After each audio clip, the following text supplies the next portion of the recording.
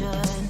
Drop the clutch, pedal to the floor. Turn that giddy part into a lion's roar.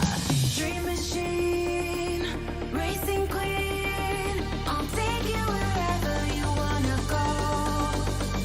Let's slow us down, break the speed of sound. Tonight we own the road. Dream machine, racing queen.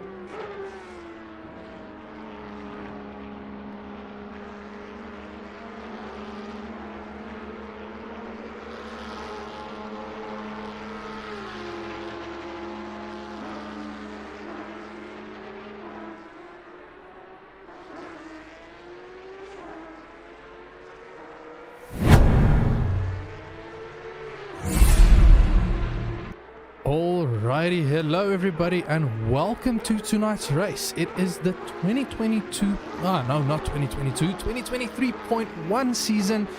We have the simTC series. Ooh, let me just hide that very quickly. I don't know why that's still showing. We are on round 4 tonight at the Hungaroring. Ooh, let's see, there's a lot happening. Let's maybe just switch for some better viewing. Yes, so I will be your commentator tonight. That's me again, Sas from the race station here in the booth. Looking forward to this race. Each of these Porsche Cup races has been spectacular in my opinion, and I always look forward to watching them and just generally experiencing some of the coolness that comes with it. We are still busy with the last few minutes of practice. Ooh, someone's coming into the pits. Switch again. My cameras are just freaking out a bit. We are on round 4, so yes, we are still in practice, so there's still 2 or 3 minutes left. I'm gonna sit and ramble a bit until we are ready to go, and I mean, part of that is also the traditional let's go and have a look at what to expect with this race. So if we just go browse through our info a little bit, weather.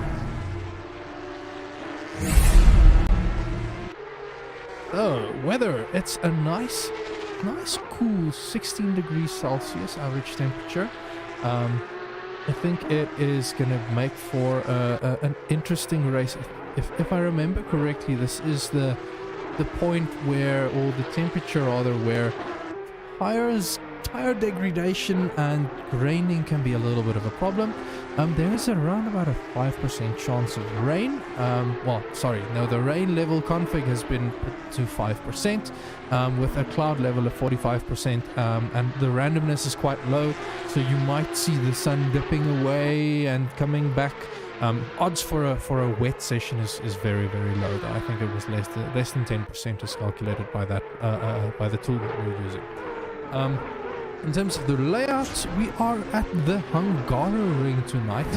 It's one of those, dare I say it, it's a deceivingly difficult track to get right.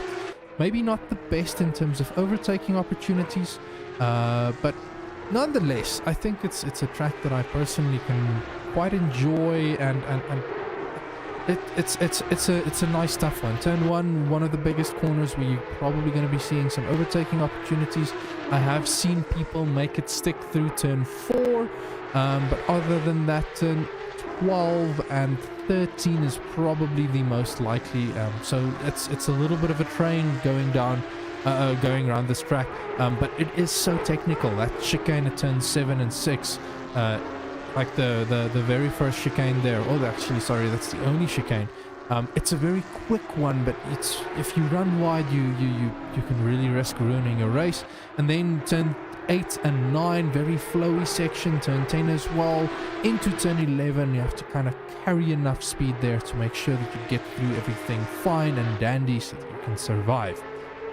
Okay, so I think that's that. While we get some formalities out of the way, we're about halfway into the season.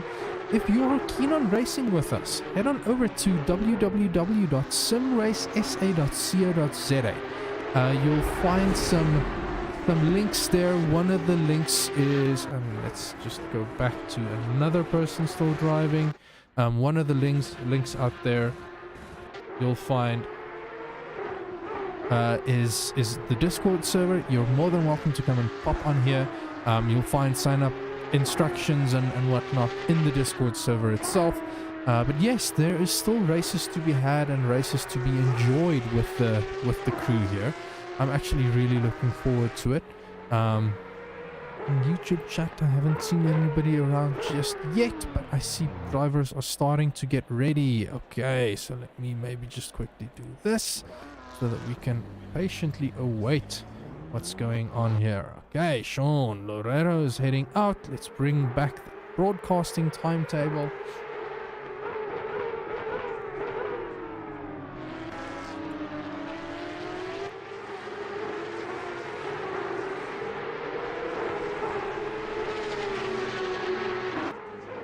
saying this. Maybe let me just verify that the stream is actually running.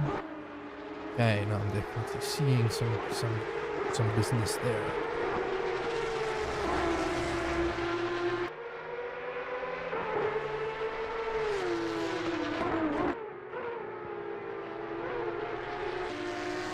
Everybody's starting their hot laps right now.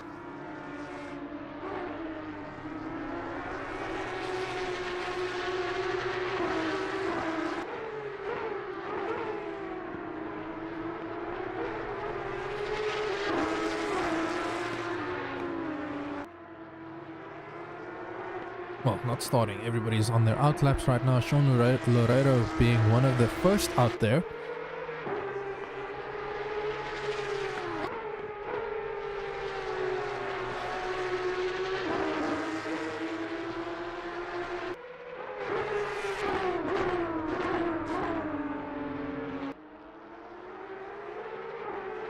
This is a tricky set of hairpins.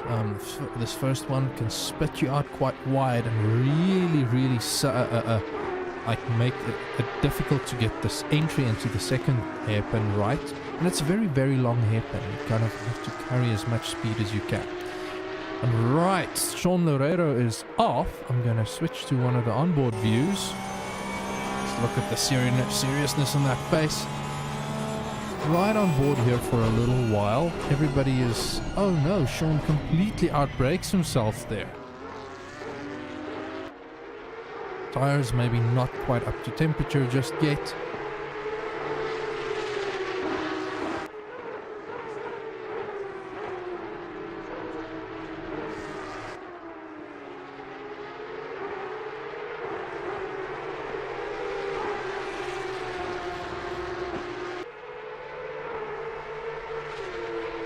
Okay, I'll be keeping an eye out. Westhuizen, one of the drivers who just started a lap, I'll stay on board with him. He's going to be setting the benchmark, I think. Most other drivers are out. It's a pretty busy grid tonight. We've got 27 cars on my end.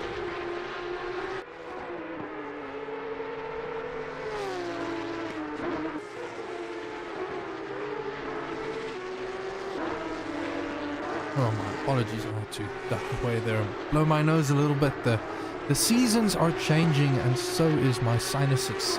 It's not enjoying. Mr. Jock Snowman in YouTube chat there. Hello to you, good sir. Go Flubber. I'm assuming that must be Mr. Slubber. Didn't we have a driver? Would have sworn there was a Slubber. Anywho, I'm sure Jock will enlighten me very soon. Hardis is giving it his all. His delta showing is 1.7 seconds behind on my end. That might just be my broadcasting app, or is the Discord name Flubber? Okay. Well, who are you cheering for then, Mr. Jock?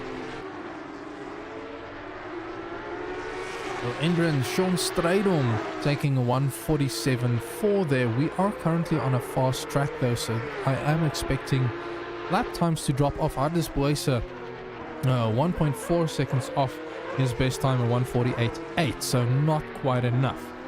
Okay, that means that I will jump to Mr. Jeremy de Villiers in the really good looking red and green De Villiers racing livery there, because we see someone absolutely bin it behind him.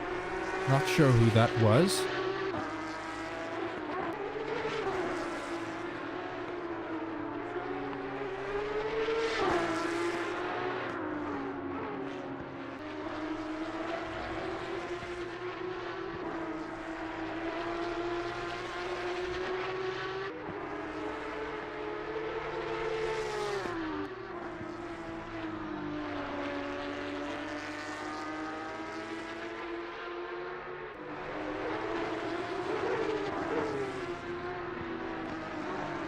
Jeremy currently 6/10 up on his delta, so he's stringing together a really decent lap. There are others as well that are putting together very good laps. I know I'm seeing Sean Strydom, Nick Hodgson and Arvia Mare. Nick bumps into provisional pole, but Sean Strydom is a second up on his delta. He'll be closing in soon. Jeremy crossed the finish line to take out P4. Just hopping to Sean now. Dylan van Beek. Whoa, Dylan, all the best and good luck here. You have the support, and Sean Strydom bumps up into provisional pole by a really good, almost 6/10 there. 5.6, well, 56 hundredths of a second. My Afrikaans brain is kicking in. I don't know what's going on.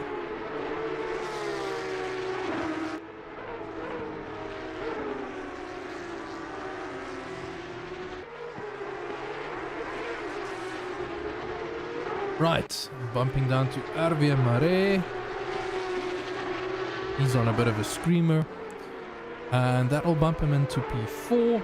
Mr. Martin Groenewald is about halfway through. He's just made it through Sector 1. Ooh, big slide there. That correction has cost him a bunch of time. He was 6/10 up on his delta. He's now only 1/10 up. Definitely some more time for to be had on the table there.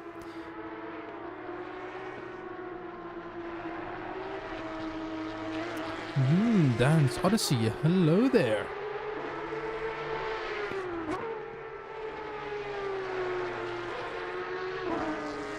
Right, I think Martin will be able to improve a little bit, but not as much. I'm just gonna hop down to Mr. Sheldon Stander, down in P19, but right now he is 1.2 tenths up on his delta, showing that there's still a bunch of time to find. Just over halfway through the lap, approaching the Sector 3 line soon. Going to be crossing now and starting this last sector, still a second and 4/10 up. It's not going to be enough to put him necessarily anywhere in the top 10, but it will move him a big chunk closer to the rest of the field at least.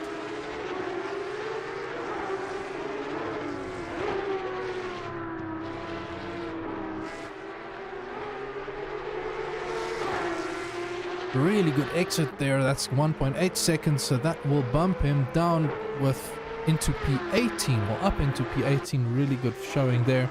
I'm sure he's going to be looking for some more pace there. I see Ryan Barrington Smith's going to be crossing the finish line soon. I'll hop over to Christy Simon. Ooh, that was an off-track excursion. That means that lap has been invalidated. So Ryan Barrington Smith bumps into provisional pole.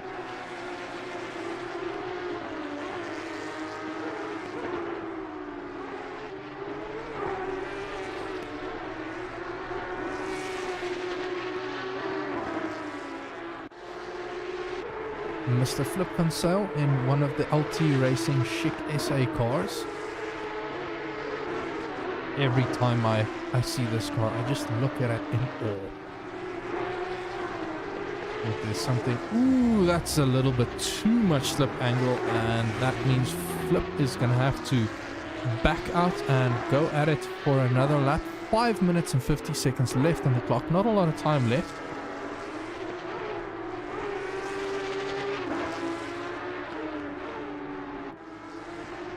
Right now, not a lot of people improving too much. Mr. Ronald Childs is about half a tenth up on his delta.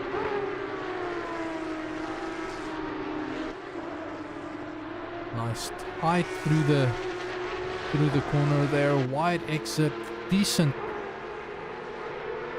lap, and it bumps him into P17. Mr. James Leach, currently on a bit of a flyer. He's half a second up on his delta. Might not be enough though. He's got about a half-second gap to Christy Simon. He's going to have to improve by quite a bit if he wants to pull this rabbit out of the hat.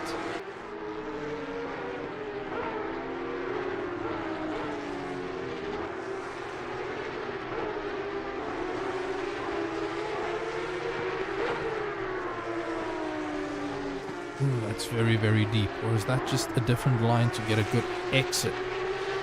9 tenths up on his delta. That bumps him into P14, so really good showing from him. Bumping ahead, Mr. Charles Wilkin in the red Porsche Motorsport livery. Well, green, not red, green. Starting to get worried here. Am I having some trouble recognizing? Ooh, that's a big slide, big correction, and that's thrown away all of the time that he's gained.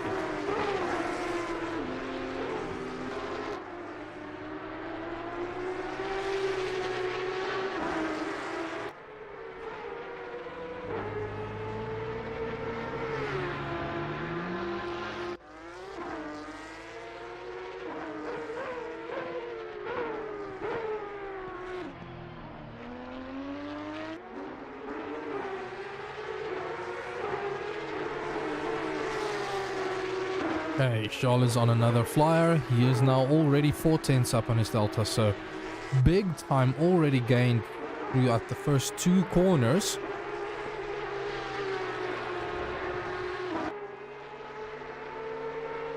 Feeling very hungry for that pole position. I think with the last race he was snubbed right at the end.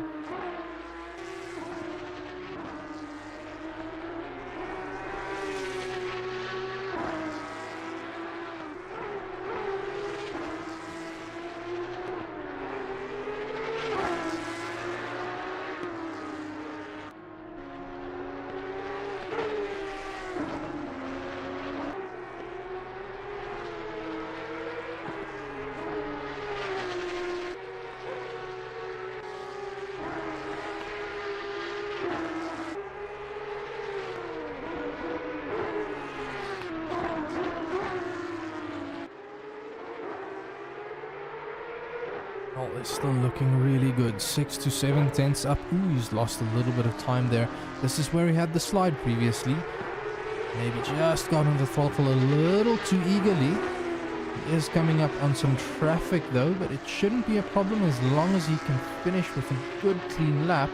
Ooh, that driver is pulled off the racing line.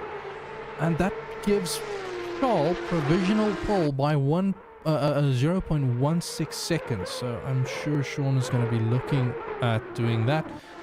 Sean is crossing the finish line right about now, but in all of that, Mr. Arvia Mare is about 7 tenths up on his Delta. If I remember correctly, he's also one of the drivers who's quite the competitor here. Ooh, is that a smoke plume from someone up ahead? Maybe that was just a weird camera angle. Let's see.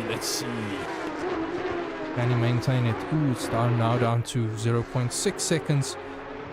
Well, it's up, down. But now he is arriving on the back of someone else, and that is going to be a little bit trickier here. Car is a little squiggly getting out of the corner. Ooh. The very deep line that's cost him a bunch of time, unfortunately. And he crosses the finish line for P5, but now he is side by side with another driver, and they're both trying to give it their all. Javier is starting a last lap. Sean Strijdom for the sharp end of the field. Going to be entering sector 3 in a moment. He's 5 tenths up on his Delta. I don't know where the drivers are hiding all of this lap time. I mean, I get the track evolution is playing a role here, but yo, this is kind of crazy.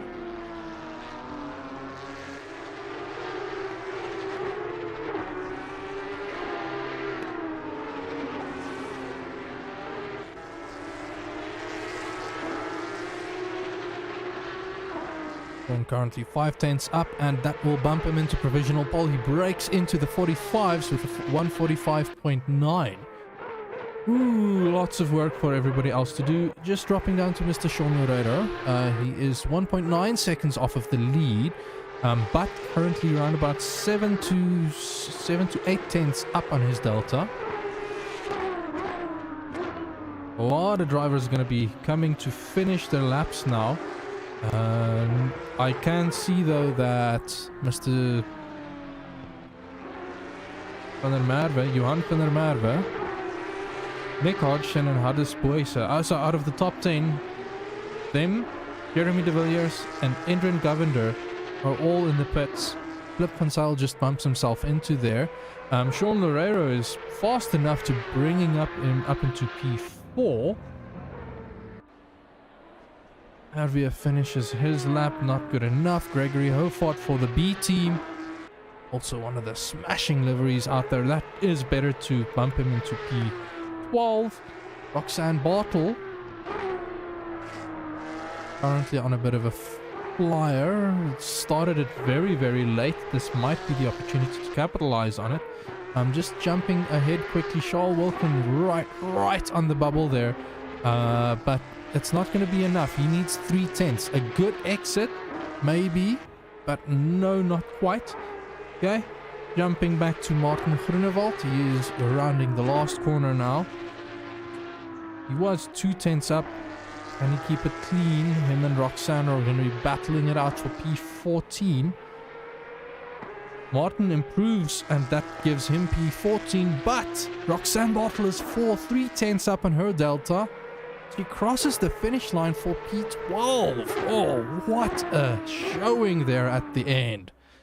Okay, all that said, I'm going to go for a very, very quick ad break. Let the drivers get their stuff sorted and we'll be right back.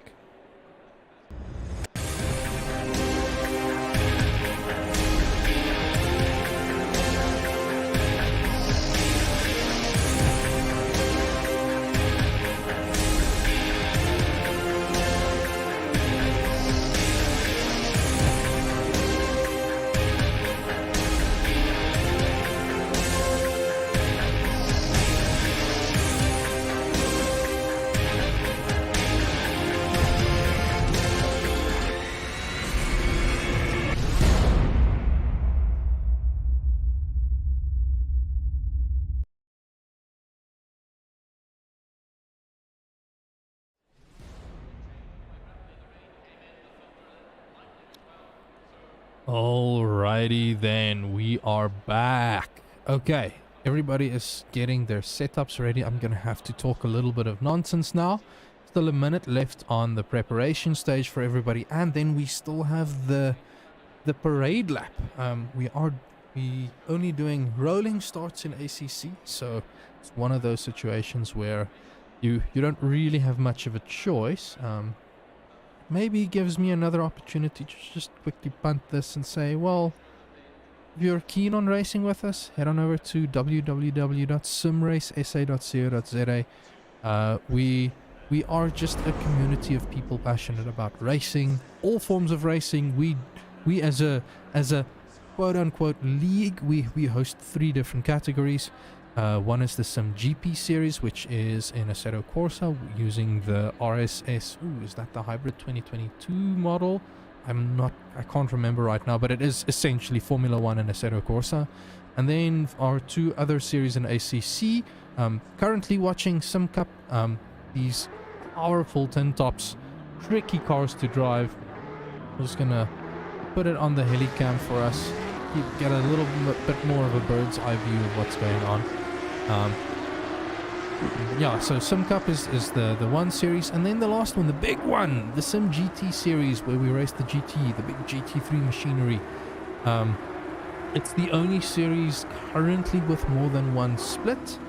So we have a Div1 and a Div2, and it's actually I feel it's quite fun. The mountain was not kind to us last time around, but I look back at it and I still feel that it was an enjoyable race to race, albeit things went a little bit south. But also that's the mountain.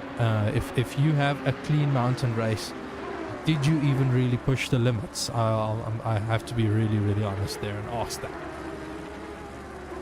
Yeah, so there's different types of racing for different people. I forgot that there isn't collisions on during this parade lap. Almost thought that someone's going to run into the back of another driver. But there's racing for almost everybody out here. We also do have a little fun track day server that we hop on, just set some quick laps and see how we can get around, just have some fun with one another. And I've also, I know that there's been a little bit of chatter around rallying. I'm personally maybe considering looking at what we can do from a rally perspective. Maybe we can set something up as a more casual thing to approach. But yeah, we are focusing on the Porsche Cup tonight. These are absolute beasts of machinery to drive. Yeah, they're absolute beasts. You have to be very respectful with how you drive them. A little too aggressive in the throttle, and you are gonna slide it. And by slide, I mean likely spin. That was my experience the last time I hopped into that car. But it is an absolute joy to race. It's white knuckle fun right to the end of the race. Should be going double file very soon.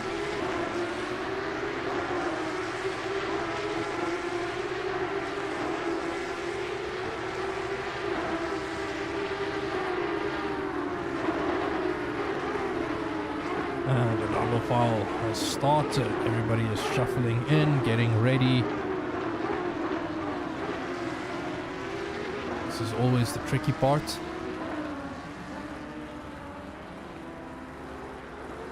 Making sure that you're not out of position. Ooh, I see Sean Stridham there being a little more deliberate with his tire warming strategy there. Almost catching out the driver behind him. But everybody is lined up. I hope everybody is ready, not going too fast.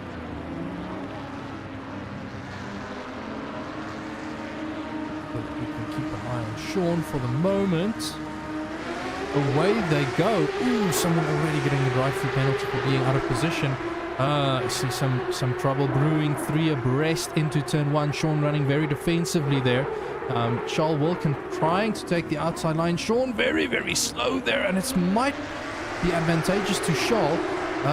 Does look like everybody got through turn 1 relatively decently, so I'm going to just switch back to Sean.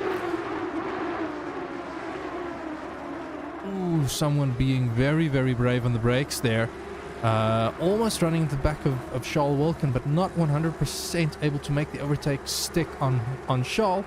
He does manage to bump 2 positions. Ooh, and now as we see, so that must have been Johan van der Merwe, yes. As my timing grid shuffles back into order. Yes, that was Johan van der Merwe. Ooh, that was a very, very gutsy move. A little bit of contact was made, I saw. But rubbing in racing, I think that's something that people very often forget. A little bit of door banging isn't the problem if that's just still good, hard racing. Okay, looking at the gaps, I'm just hopping back to James Leach. Currently looks like the smallest gap of the bunch.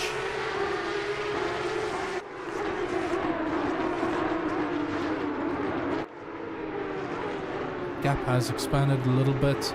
Ooh, it's close. He's trying his best to drive around Roxanne now. But Roxanne, I know, she can be a tough cookie. Never. Oh, don't forget.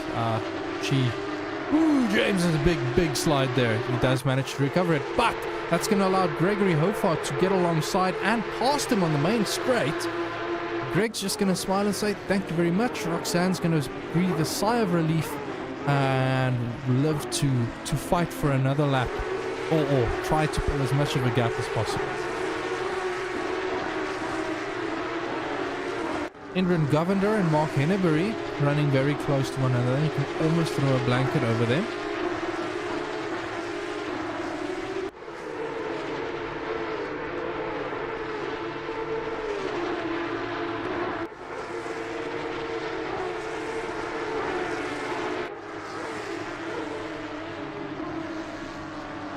Mark trying his best just to get past Indran right now. Ooh, they're running so close to one another. I always pucker up a little bit. Ooh, Mark is going for the move. Oh, he just shows his nose. Indran does give him a little bit of space. but not gonna concede the position just yet. It is also allowing Nick Hodgson. Ooh, what happened to Nick in P10? Nick is also now licking his lips and saying, ooh, I want part of this action.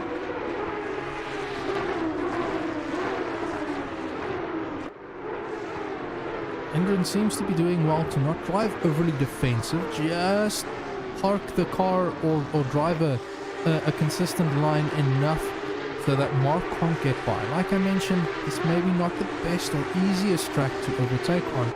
Luckily, these cars aren't so aero-dependent like the F1 cars, so we also shouldn't be too worried about that. Mark runs very, very wide. I am sure that must have been a warning. If I remember correctly, this track is kind of tough there. You can gain a bit of time by going wide at that exit.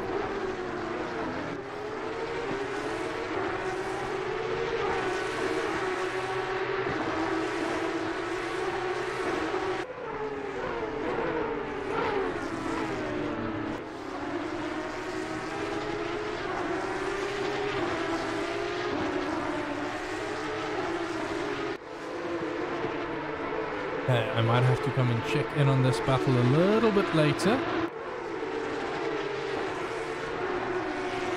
Stay with them for now, or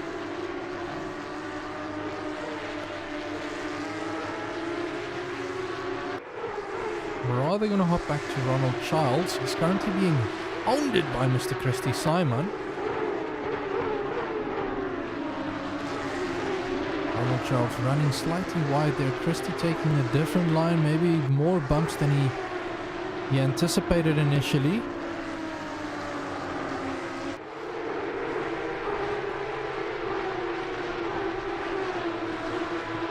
Currently looking like the bottleneck here must be P11, Flip van Sail.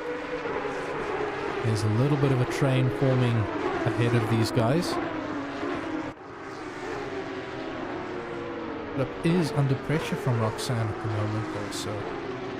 Maybe not driving as fast as he can. Again, I think from a strategy point of view, things are pretty stock standard. We're going to be expecting most people to be running as long as they can with no tires taken. Just a quick splash and dash at the end there. Keeping in mind there is a pit window for this race, and it's a 40-minute pit window that starts 10 minutes, well, that opens 10 minutes into the race, and it closes with 10 minutes to go. Ooh, Flip running very, very wide there. That's allowing Roxanne to get side by side. Flip does have the inside line, though. Will he go for the outbraking maneuver? No, he doesn't. He falls back in line, concedes the position, says, cool, yes, I made the mistake. But you rather not make any moves here that might lead into tears. But he is on the back foot now. Greg Hofar already on the attack, trying to hound him as much as possible.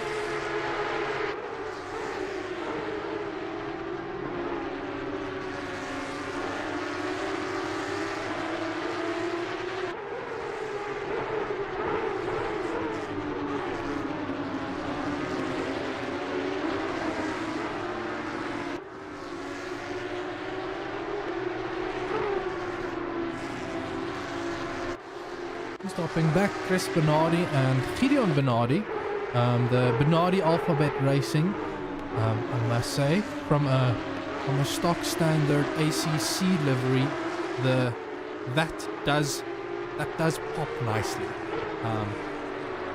Maybe some weird colors there, but I think it pops, and that's what's important, standing out from the crowd. But Chris and Francois. There's way too many Bernardis here. Francois Bernardi is ahead of Chris Bernardi, who's ahead of Gideon Bernardi. Now I'm really curious. Is Francois Bernardi also in the Alphabet Racing? Same colors, but a slightly different design. So I'm assuming Chris and Gideon together in the same team here. Okay. That's quite cool. Yeah, Chris looking like he has to defend a little bit from Gideon right now. Leon van Vieren, Sean Rivera, and Dylan van Wyk and James Leach Sr. is bringing up the rear there. Chris maybe currently in the position of the bottleneck here. So the train is forming and the drivers are trying to just make the best of it. But I'm hopping back to Flip Van Sale, who has managed to get past Roxanne again.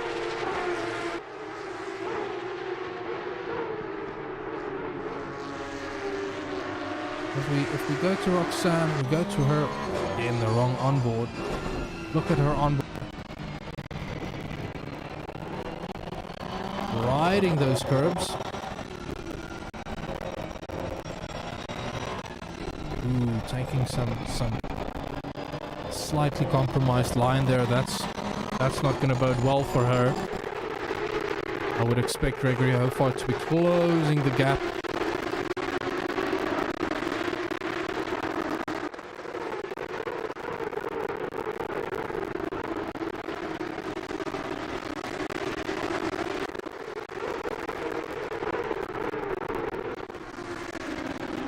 There's also this battle for P10, 9, 8, 7, and maybe 6. Westhuizen. A little bit of the pork there. Ooh, Mark Henneberry. That was under braking, had a little bit of a moment. Runs wide, and that's allowing... I don't know why it suddenly got so loud. My apologies.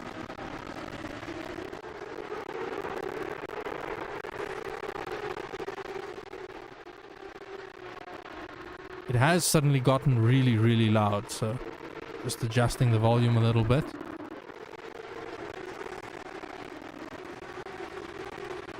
Yes, the sound is very, very bugged. It has gotten very, very loud. I'm wondering if it's not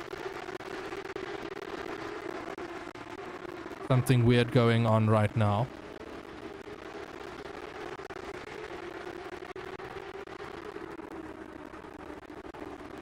It's as if it's layering sound on top of one another. Ooh, Jeremy de Villiers, what happened there? Just gonna do this. 10 seconds. Ooh, he just lost it coming out of the corner there. That is unfortunate.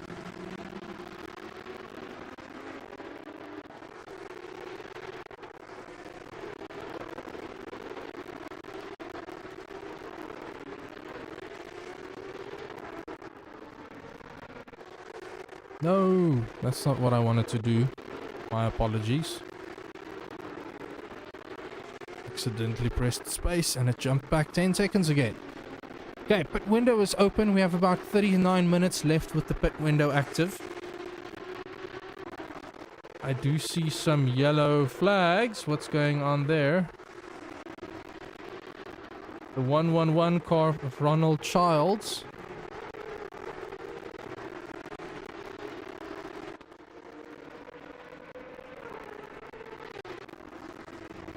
Ooh, you record here.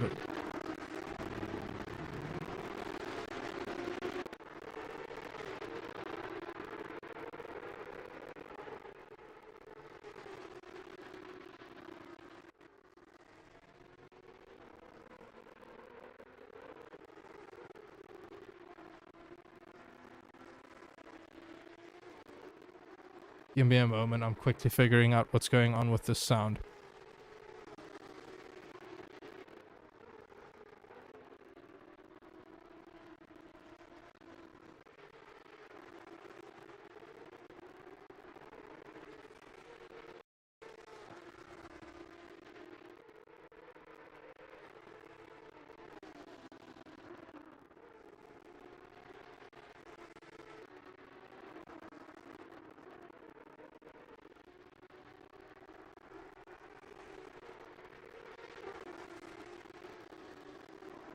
Okay. I don't know what's happening. It's not getting any better now. I've made it softer at least. Hopefully it's not too bad. Please let me know.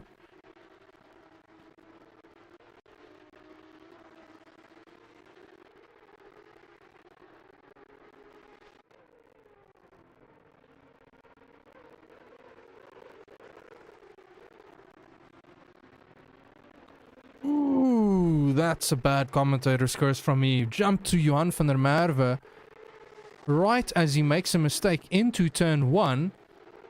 That's allowed Ryan Barrington Smith to get past. Although I don't consider the overtake. Okay, the overtake is done right now.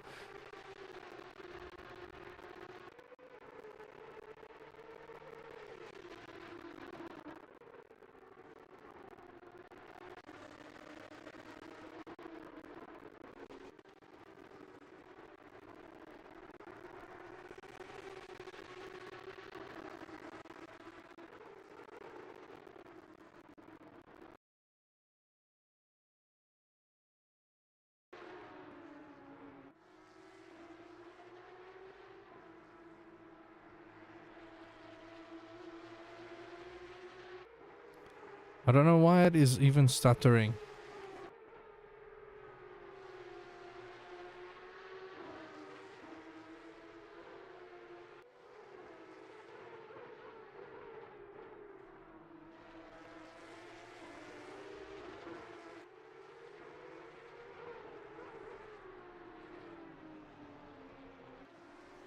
Oh, let's see. I suspect there was a little bit of a glitch there. Sound devices or something.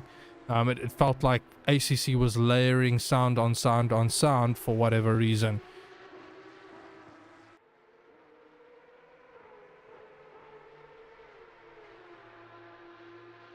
Okay, but back to the battle. Johan van der Merwe losing out there into turn 1. Ryan Barrington-Smith hasn't made himself disappear just yet. So I'm not holding my breath just yet. I am going to bump to Sean Strydom.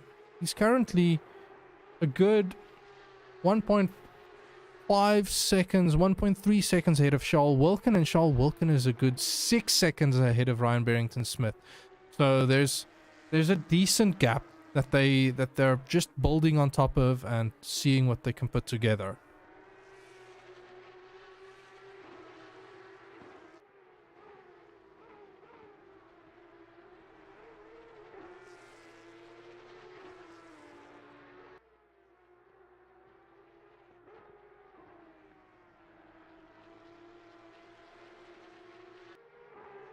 Okay, I'll bring back some car volume. I am afraid that as soon as I start switching between cars again, that it's just going to happen. But I have to follow the battles. I'm just going to hop back to Chris Bernardi.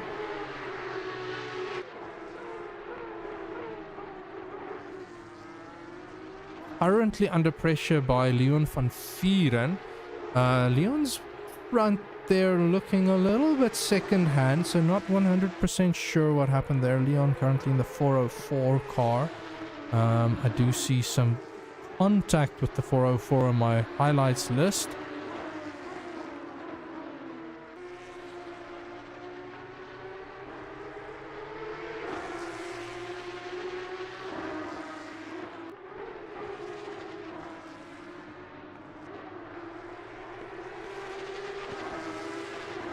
Actually starting to think it's because I was on the onboard view, and that was causing the problem. Gideon Bernardi currently 8 tenths up, so he is about 5.5 seconds up the road.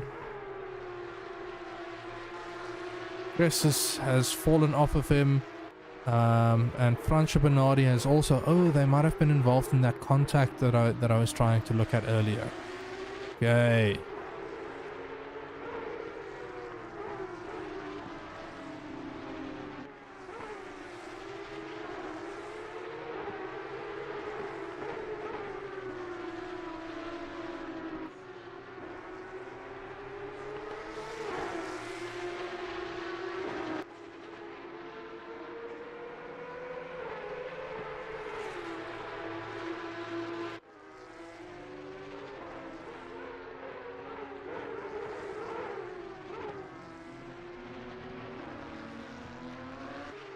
Leon trying some slightly different lines there, trying to just give himself a better exit, but not able to make it work just yet.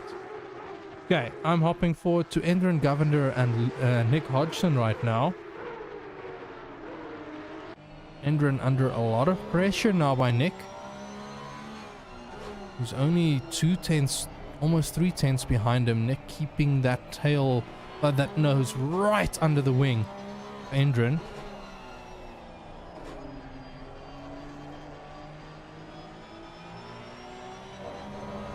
Let's go for the wide shot. It's quite the gap once the speed builds up.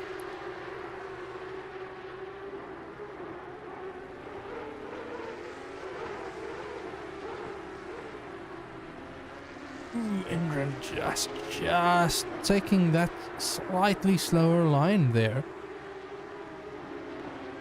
But this is the ebb and flow of this type of racing. You have sections where you're slightly better than the other driver. You have sections where you're slightly worse than the other driver. And it evens out to make it really, really tough to overtake on this track. Gregory Hofart and Sheldon Stander side by side. Sheldon kind of just letting him go there, but Gregory goes very deep into turn 1. Mind you, he does have the inside line. He did have a slightly worse exit though. Does Sheldon leave him space? He does. Gregory slides a little bit wide, and I think there was a little bit of contact, but nothing too bad. But Gregory stays ahead.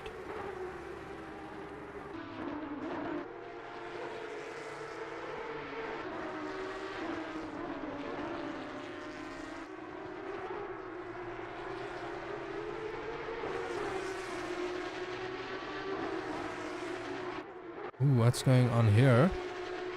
Looking like Charles Wilkin is putting... Oh, backmarker traffic is starting to play a role. The gap to Sean Stradham quickly opened up. Which car is that? Let's switch to Charles quickly.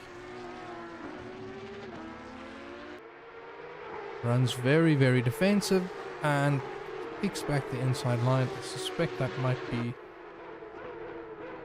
65. Yes, that's James Leach Sr.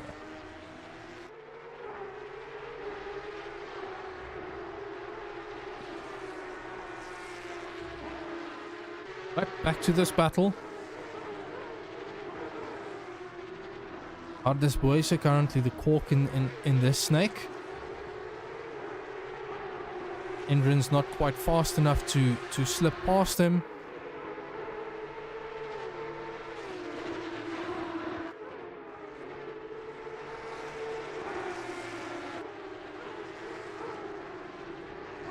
And that's making it life more difficult for Nick as well as Mark Hennebury. Nick, slight sliding there. Does Mark go for the move? No, he doesn't. Just putting Nick under as much pressure as he can. Ooh, a little bit of a wiggle and a twitch there. But up ahead, Nick Hodgson and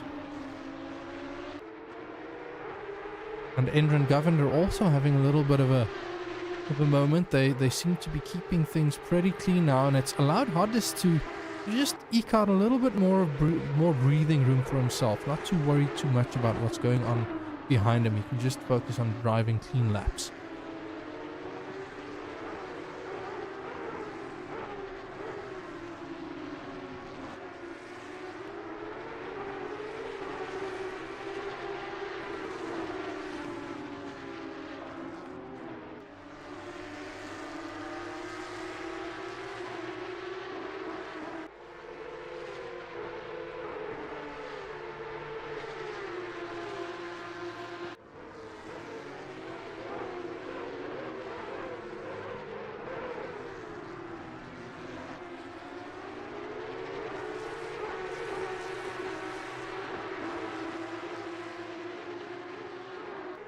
Oh, it can be frustrating when it's so tough to overtake.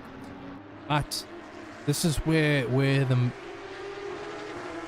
the men are separated from the boys and the women are separated from the girls. Keeping things consistent and clean, especially in a car that is this much of a handful. This is the key.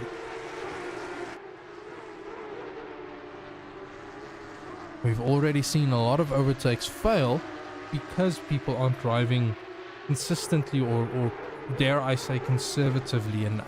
Just over pushing. Ooh, showing his nose there in the mark. Did Mark Hennebury slip by? Was I looking down at a timing sheet? No, he did not. Ooh, this seems to be a back marker that's now in between the two.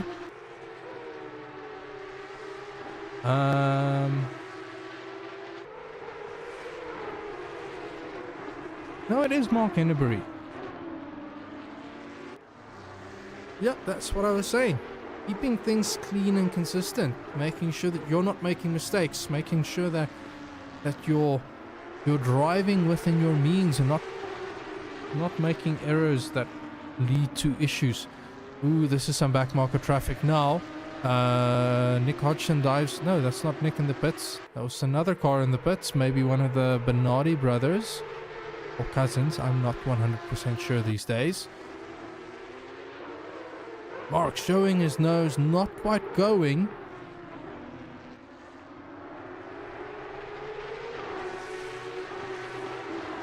But Endren has made it onto the back of Hardus Boyce again.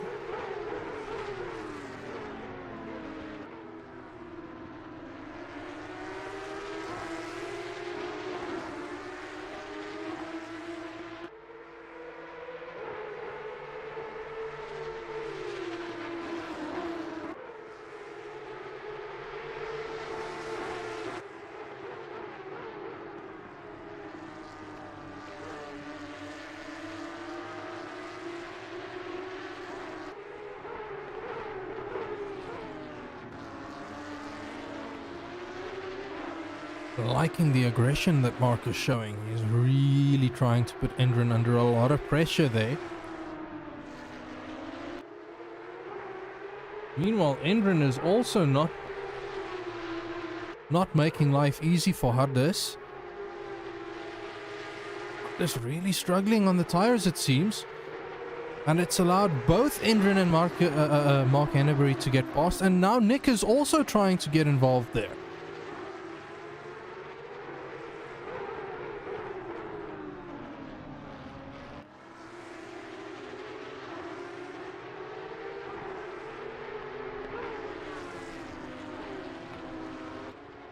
Mark is on a steamer of a lap. That was what? 1, 2, 3 positions gained in one single lap.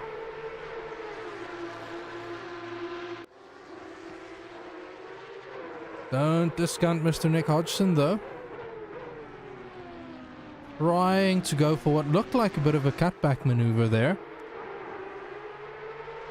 Does he have the side-by-side positioning?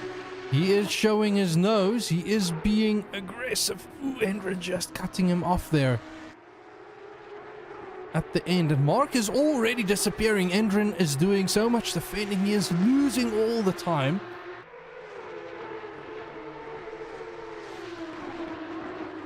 But this is something that I also remember vaguely is that the tires seem to have this ebb and flow where they have bursts of amazing high grip and then 2 or 3 laps of low grip.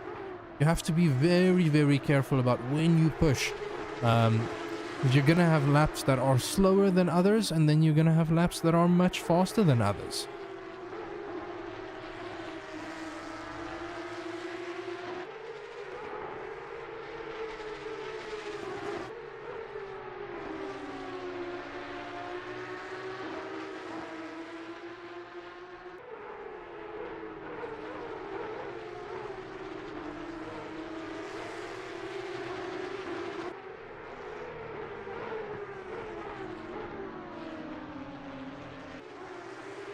Okay, everybody is starting to spread out a bit now as well.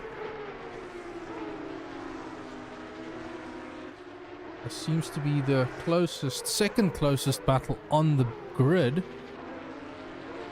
It's the Ryan Barrington-Smith. Ooh, little bit of a tank slapper there. That's going to cost him some time to Charles Wilkin. Charles, who's been driving pretty consistently throughout the season. He's had some really good, strong finishes. But he seems to be struggling a little bit tonight. Sean is just in a league of his own. 12 seconds ahead of the pack. So Sean must have had a bit of an issue there. Sean, car number 25. I don't see him involved in any contact with others. Maybe he's just losing out to back markers. Oh yes. That back marker gives way.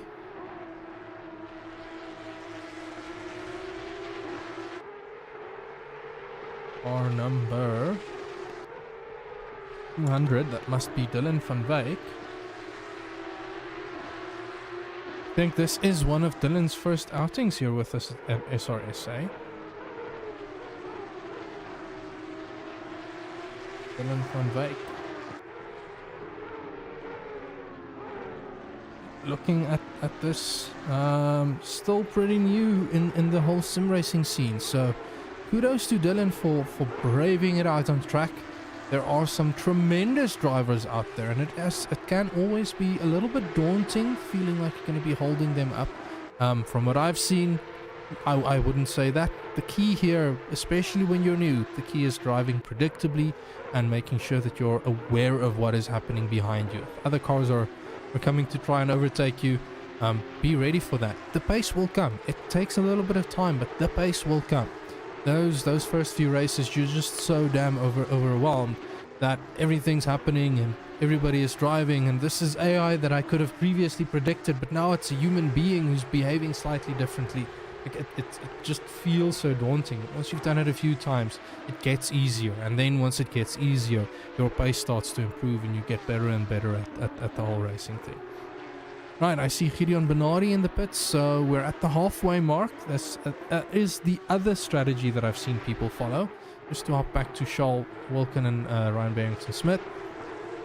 That is the other strategy that I've seen people follow, is to do a 50-50 pit stop. I'm not sure if they are doing that with tire change as well. Maybe it makes sense. I don't know.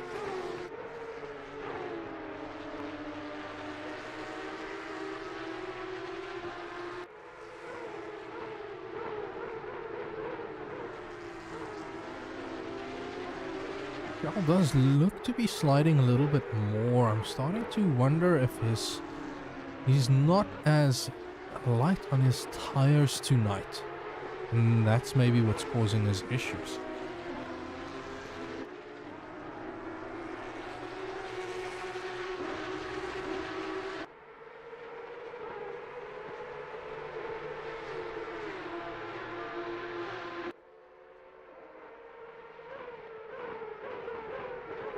It might also just be that he's not necessarily getting lucky with the... Ooh, that's a back marker. Do they rejoin safely? Yes, it looks like they did. I don't see yellow on track, so... Ooh, that big moment. I think that might have been Christy Simon, actually. Yes, Christy Simon had a little bit of a moment there. Always nerve-wracking when you see moments like that unfold, as a driver can so easily slide back across the track if you're not careful. Just applying the throttle a little too aggressively, trying to make it back onto the tar.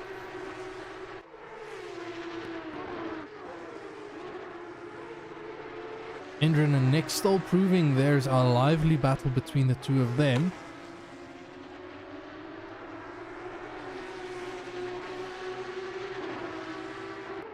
Race-wise, they're also neck and neck, 47.9, but Nick's best lap time is 2/10 quicker than Indren's. So Nick has a little bit of time, but I don't think quite enough. I wouldn't be surprised if you need around about a half a second pace difference to make an overtake stick. Other than that, ooh, Nick slides very, very wide. What happened there? Was that just a get on the throttle a little too hard, too eagerly? Okay.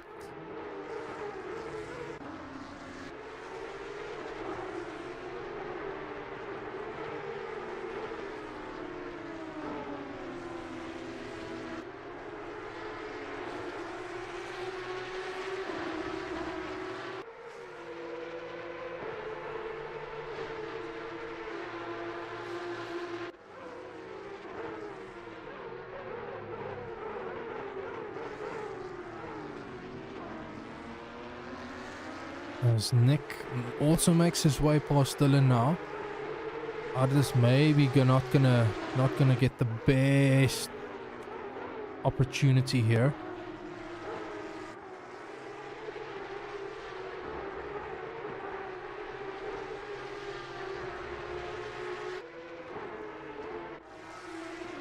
back to these two. Charles has been absorbing an incredible amount of pressure tonight. And Ryan has been laying down an incredible amount of pressure. And as I say that, Charles sliding a little bit.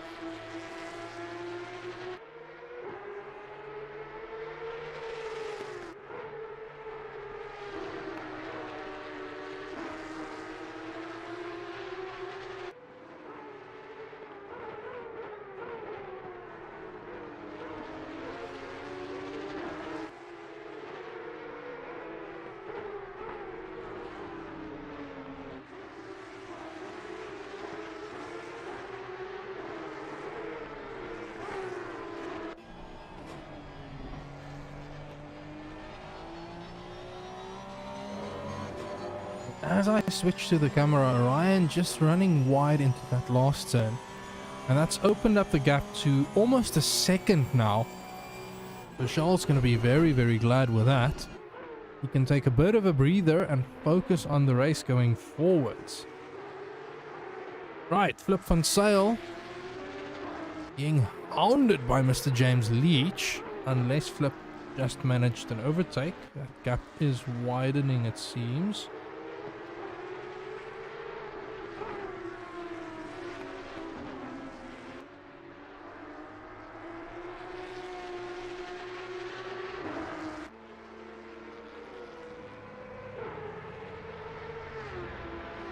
James Leach's car looking like it's got a bit of scuff marks there already. Ooh, who's that exiting the pits? One of the... Oh! Does James hold on to it? No! Little bit of bashing here and there against the rails. Hopefully not too much damage. I do want to see if there was maybe a bit of contact, so let's go back 30 seconds. We're exited perfectly.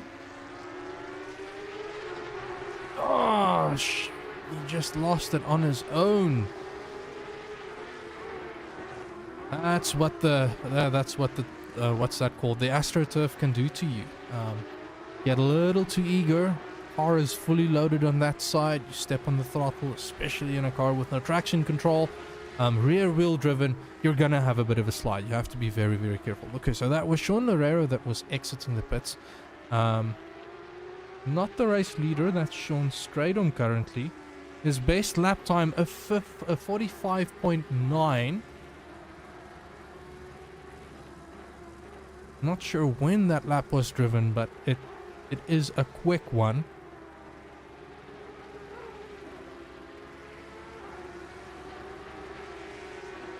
But he is, what, 10 seconds clear?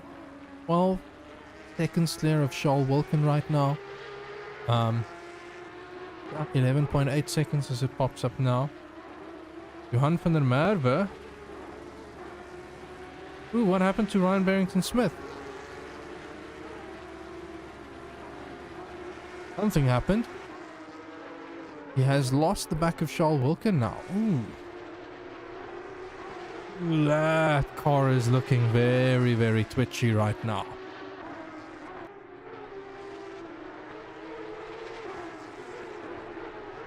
Can't see that wheels are overly bent or damaged.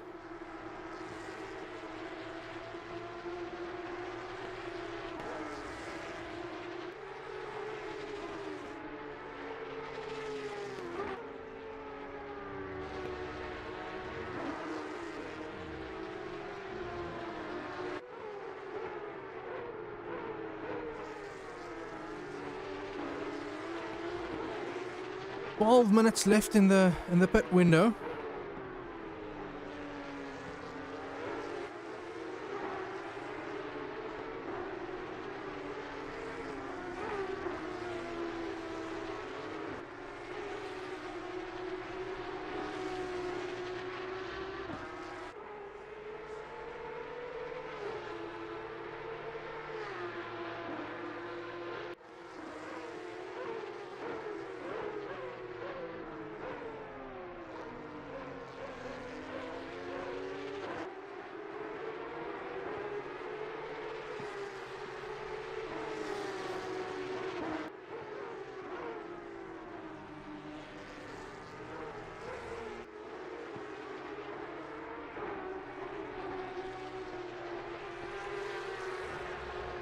Okay, let's hope this is a race between Yuri Gordier and Mr. Ronald Childs, both of them having taken their pit stops already.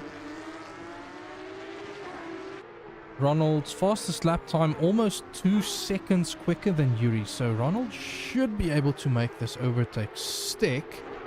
It's making me curious, why is Ronald so far behind? He must have lost time taking tires. That's the only explanation that I have for this.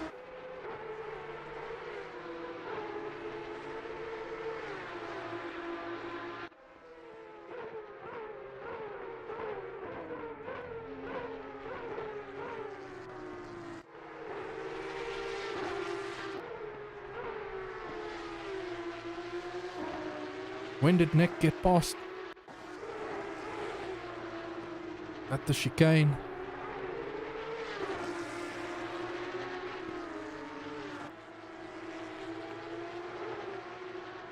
Ooh, Ronald has a slide into the barrier. Yes.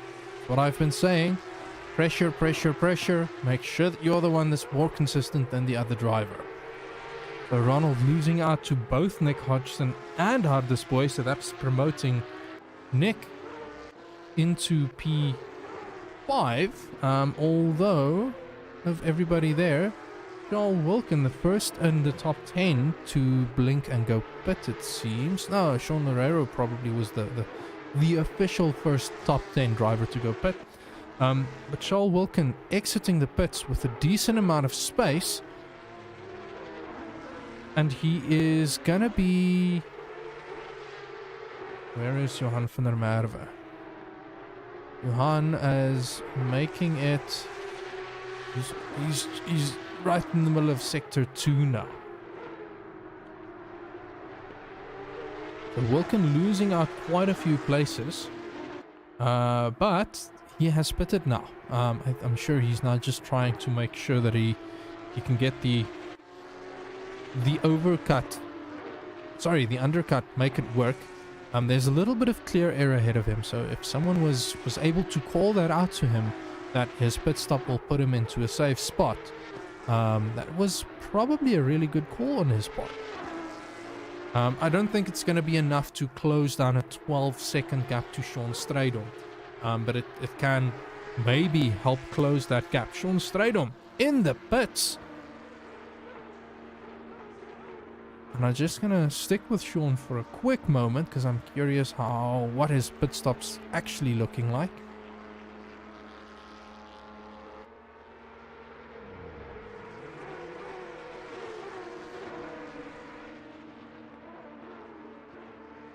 Ah, 5 seconds stationary, that is a very quick splash and dash.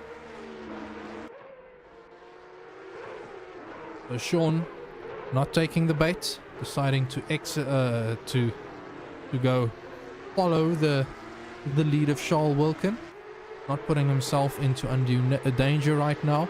It does bring him out, from what I can see, right behind Nick Hodgson, who's trying to make his way past back marker.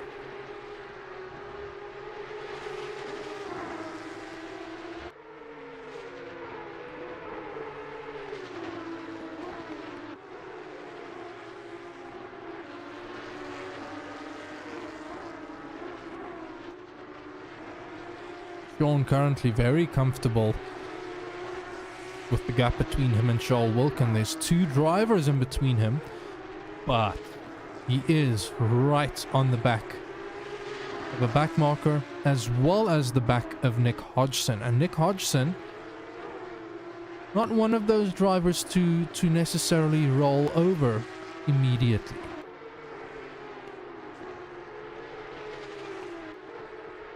Although the real question now is, will Nick also go and pit?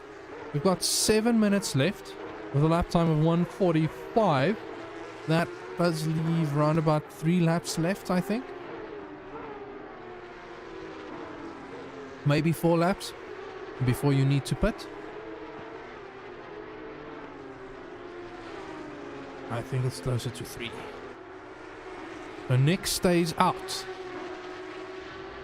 Interesting. I'm excited to see how things shake out here. Further down the field,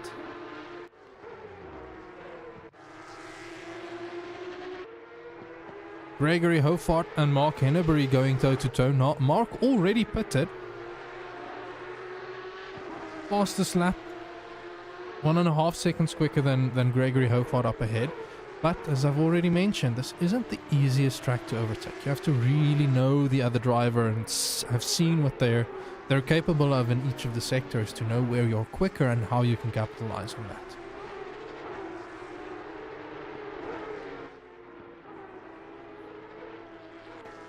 Charles Wilkin has made his way past Jeremy de Villiers, and Gregory Hofart goes into pits. So what was it? Ardis going into the pits. That's how Charles got past. Nick is still out.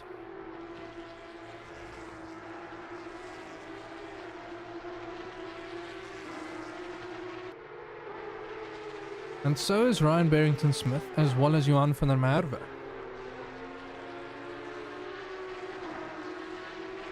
If I remember correctly, though, there was quite a significant gap to Sean and Charles.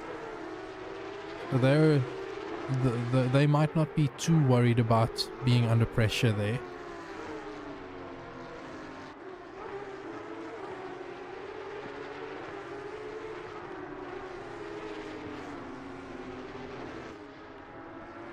Nick seems to be arriving in the back of his teammate here, Christy Simon. Nick will be lapping him soon. But what I'm curious about is this driver, Mr. Sean Strydom. What will he do when he arrives in the back of Nick? I think there's still 2 laps in it for Nick, so Nick can stay out for 2 more laps before he goes to pit.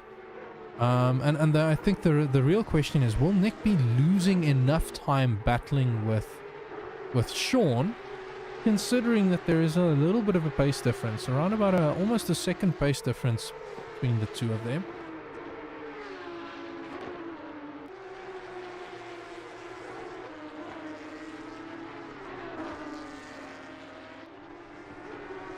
Flip van Zyl is in the pits.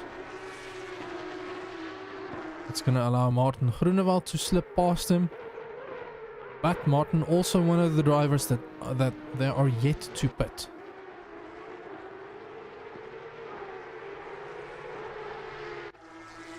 Ryan Barrington-Smith exits the pits. Where? Behind Sean Loureiro.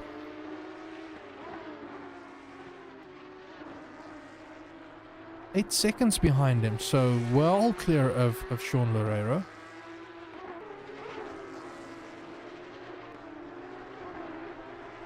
It's making me now try to remember who was P1 and P2, well, pole second and third on the grid.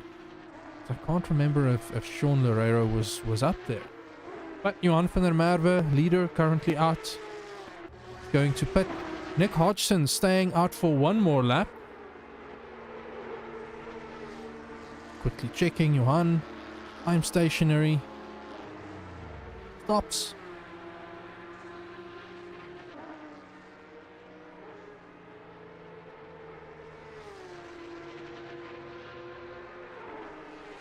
Ooh, that was a slow pit stop. Took a bit of time to shut down the engine. But that means Nick Hodgson is going to be the race leader at present. I don't think he crossed the finish line ahead of Johan van der Merwe, so he won't have registered as leading the lap. And this will have to be the lap where he pits.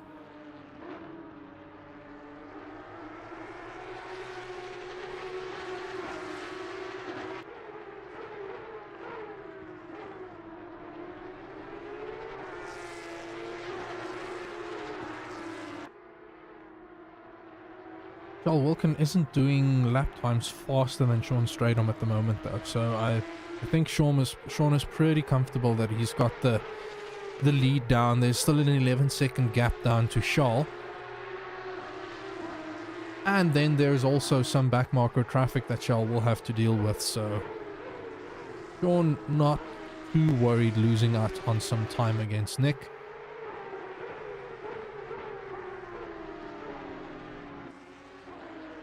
Now the question just is, will Nick pit? Yes, yes he does. I do want to hang back with him though. Nick was in the race with Mark Henneberry, Huddis and Endrin Govender. Endrin Govender ultimately losing out due to a little bit of an off-track excursion there.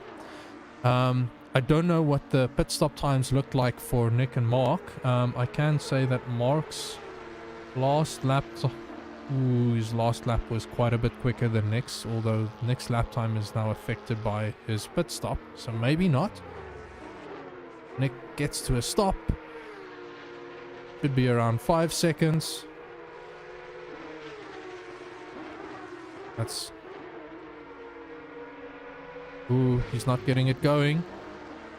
That was not the perfect stop from Nick.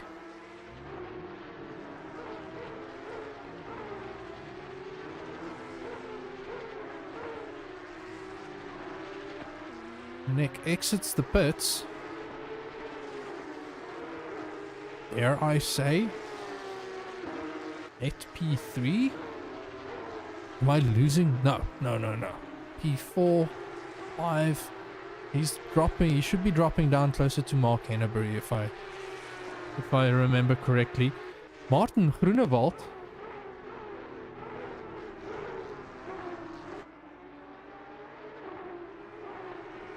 I am not sure what happened there. It's showing him as not taking his pit stop.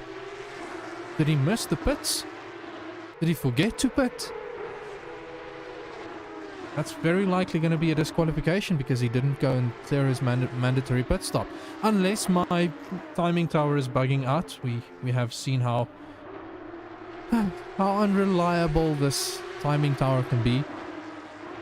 Jeremy de Villiers on a little bit of a recovery drive after his off-track excursion. He's going to be contending with Endrin Govender soon, but he also has Huddis on the back of him. I do see Nick has settled in P6, so he is ahead of Mark Henneberry, Endrin Govender, and Jeremy de Villiers, as well as Huddis at the moment. And by quite a bit, so Nick staying out, managing to clear quite a bit of time. I think ultimately it was more advantageous to run with the traffic up ahead, because traffic was also clearing a little bit, than it was to pit early and try to make up that time.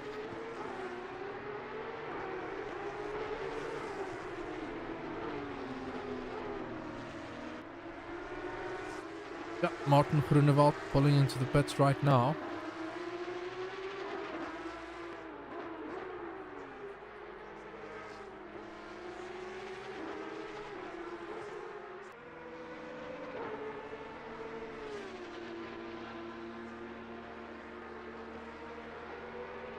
Of all the cars, last one to pit. Although I don't see how this would count towards clearing the mandatory pit stop.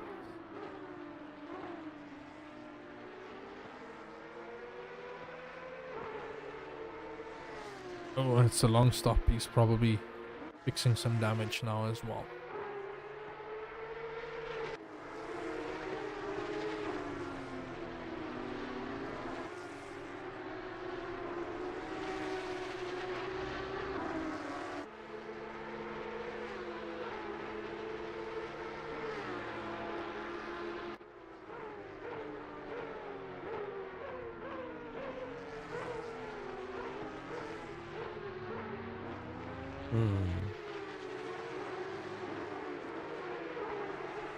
Come on, Dylan. Careful with the rejoin. Patiently.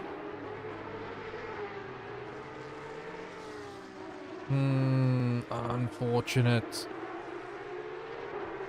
Little more attention.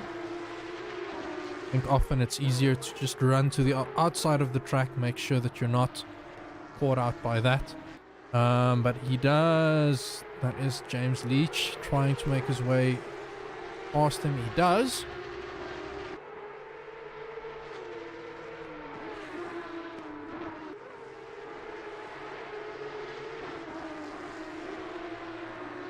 The gaps have expanded quite a bit, yeah.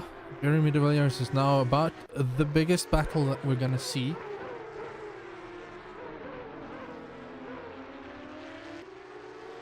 I'm quite curious why Mark Henneberry lost so much. Why he lost so much lap time there at the end. Because he was well ahead of Nick Hodgson, and he's now what, 10 seconds behind him? Or was it just the luck of the draw? Pitted early and it just didn't work out for him. Ultimately, I think the magic window there is if the cars behind you, however many seconds behind you, have pitted, to create that gap where you can pit and have a little bit of free air. That's when you can think of pitting early. But it is a risky strategy, because if you misjudge that gap just by a little bit and you end up with a train of 4 cars ahead of you, it's really, really tough to get that done.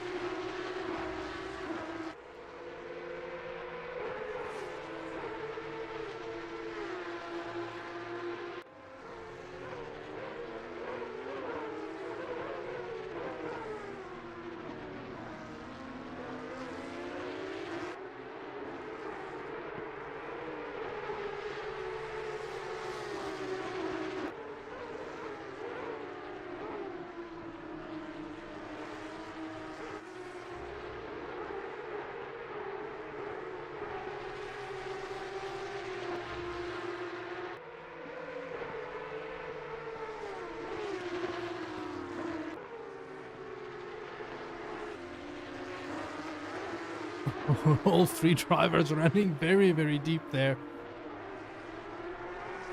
It is a very tough corner to overtake there, though. You have to be very brave, know what you're doing, not to run wide.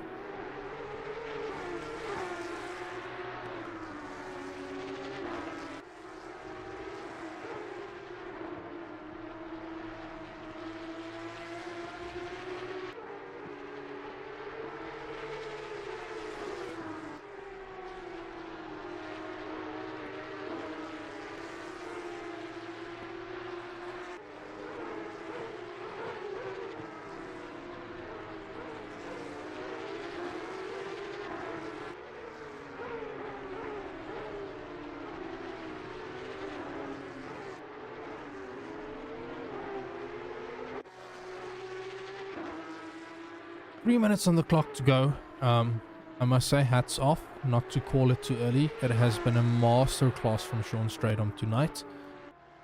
He has driven, well, from the first lap, he has driven a tremendous race. It is not easy keeping things consistent and clean and fast when you're up at the sharp end, especially if there isn't necessarily someone to pressure you. You end up having to really find rhythm and make sure that you can keep up the hot laps, but be ready for when you're driving on the back market traffic, because that can really throw you. And maybe it's not been obvious to the viewers, but we don't do F1 blue flag rules. We do GT3 or mostly rest of the motorsport world blue flag rules, where the responsibility is on the faster driver for a clean overtake, and the responsibility of the driver being lapped is to drive a predictable racing line. You're not allowed to defend, so there isn't like running a defensive line and trying to block the person from getting past you. If they go for the inside move and they show their nose, make sure that you leave space for them to get the overtake done with. But yeah, as I said, keeping things consistent when you're at the front, when you're alone, it is a really tough job to do. I often find that having that bit of pressure can kind of give you that little bit of motivation and insights, so that you can at least know whether your pace stacks up well enough. And it's also one of those weird feelings where, oh, the person behind me goes to pit. Now what do I do? Do I run another lap? Do I keep running 4 laps or whatever? How do you stack up those decisions? Because then the person that was right behind you suddenly isn't there anymore as a benchmark. And now Charles Wilkin is what? 16 seconds behind Sean. I wouldn't be too surprised if there isn't too many drivers behind between them, maybe 2 or 3. So if Sean is looking at his relative timing window, he'll see Charles there, and that does still help with giving you a little bit of insight into how the race is going and what the other driver's pace is. But yo, it's hats off. I just wanted to praise Sean tonight, because this was an absolute beaut of a drive in a car that isn't really easy to drive on a track that isn't easy to drive.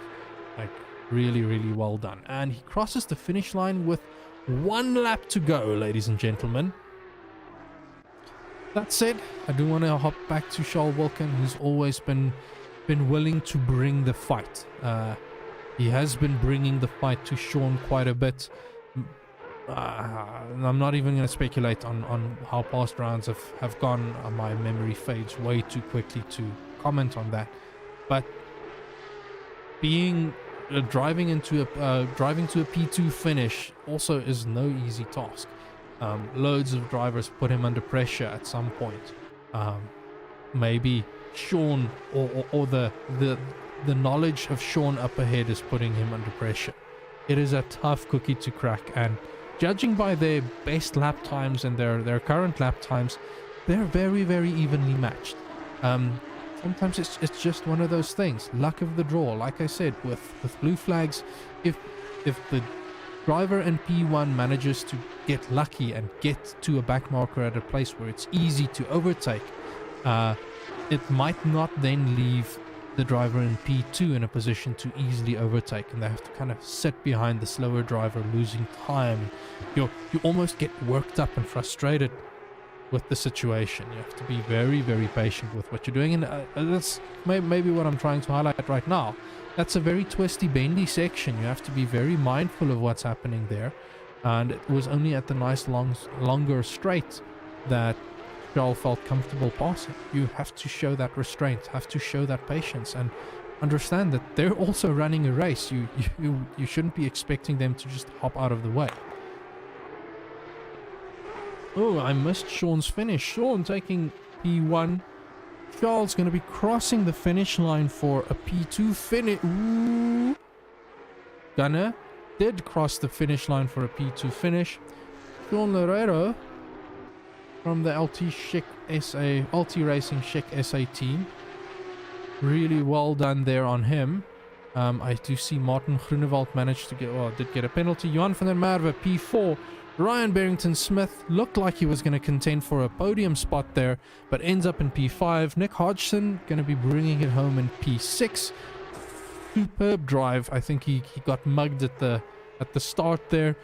Mark Henneberry showed a tremendous fight. I'm sad that I looked down at timing sheets and I missed his overtake. I'll have to go and watch that on stream a little bit later. Jeremy de Villiers also had a little bit of a tough time there putting his car into the wall, but he does manage to get past Endron Govender for P8. Endron brings home P9, and Hardes Boyce will be bringing home P10. If he wasn't just overtaken. Okay, right. So, while I'm just going to go and get everybody ready, I'm going to switch to my commentator view to see if people have joined us for a quick interview. Let me just close out this game, otherwise I have to listen to the song of everybody. Hopefully I can catch a quick interview. But yeah, it was exciting race for me again. It's always one of those situations that I wonder about. Is the Porsche the car to have this much fun in? Right, I see Mr. Charles Wilkin. I'm just gonna bring him over. Mr. Charles Wilkin, how are you, buddy?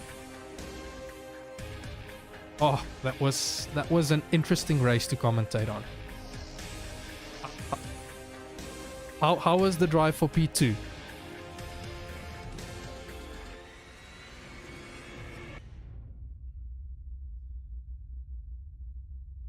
Ah, okay. Is that where I was speculating whether you maybe got a little bit unlucky with back markers, but if you spun, that kind of explains where the 10-second gap or 5-second gap came from.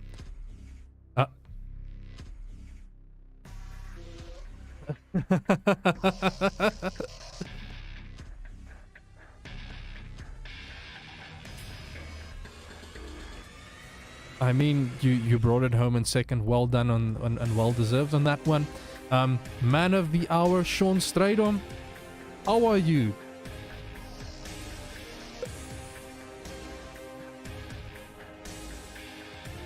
Take me a little through your race. You kind of ran away with it, but I'm still sure this car is a tough one to crack and drive consistently.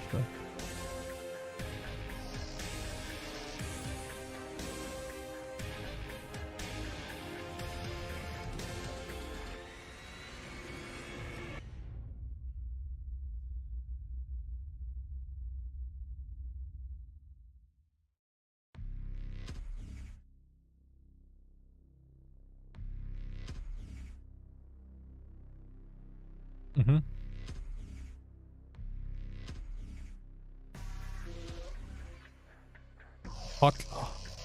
Hot lap mode.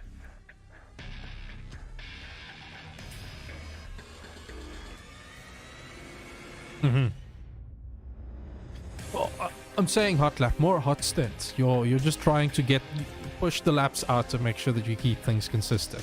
Yeah, I was singing your praises earlier, because I feel always when you're out in front and you don't have someone to measure yourself by and whether your pace is good enough or too fast or too slow, mentally it can get quite daunting, because you either end up pushing too hard or not pushing enough.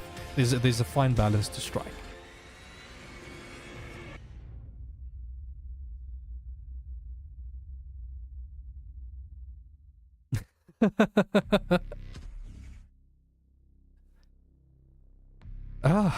And let me maybe quickly ask the question. You gentlemen look at Watkins Glen yet?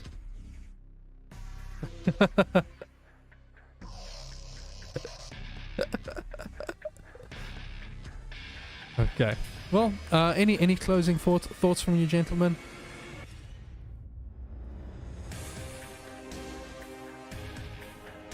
Sean Loreto, I always butcher his surname. He took P3, but I haven't seen him here yet.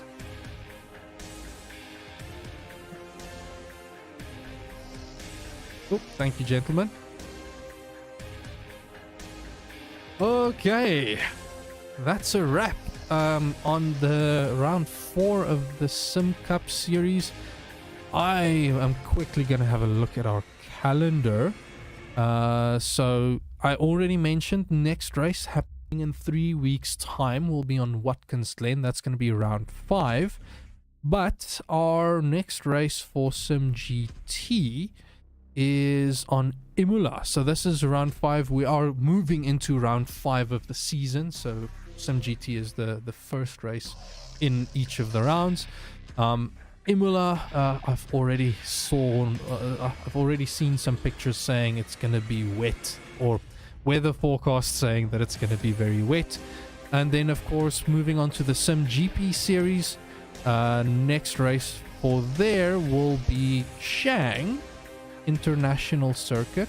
I remember we had a race with the BTCC cars there, and it was, I must say, it was one of those interesting tracks. I think I felt that I had a lot of fun there, until we then get back into SimCup, where we'll be on Watkins Glen all the way over in America.